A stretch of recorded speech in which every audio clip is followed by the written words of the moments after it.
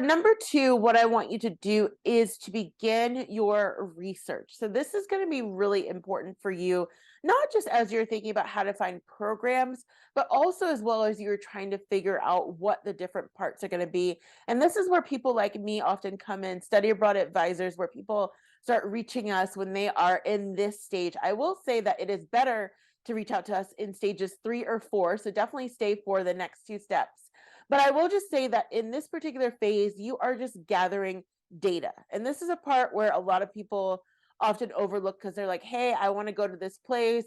And then they go Google, they find the first place that's on page one of maybe a program that may not even be right for them. And they're like, hey, that's what I want to do. You definitely want to dig deeper. So even if you have to go to page 3, 4, 5, 6 of Google, even if you're not just on Google, you're talking to people, you're in forums, you're trying to figure out what is going on. So maybe you have a list of, let's say, 5 or 6 locations, and you're trying to figure out within those locations, what are some of the programs that are going to be great for me.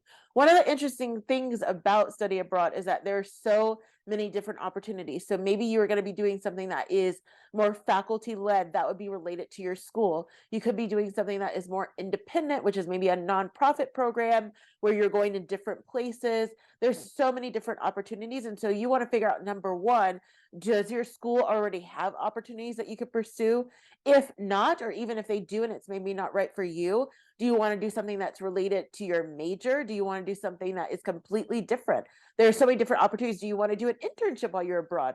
There are so many different things. And so you would have already used the starter worksheet to go through and start getting the ideas flowing. But then once you do that, you want to do your research. And so you want to go through and look at different programs and see what are they offering. Because again, with study abroad, since there are so many different opportunities, there are lots of different components. So for example, you may find one program that's in a place that you really want to go, but with the housing that they include, they don't allow you to have off-campus housing. And then with the housing that they include, they also require you to live with other people. Maybe you don't want to live with other people, but then there's another program that you find that is maybe more expensive, but they don't require you to live with other people. You still may have to use their housing, but they also allow you to like move in when you want, and there's not as much structure, and you get to take a lot of different classes.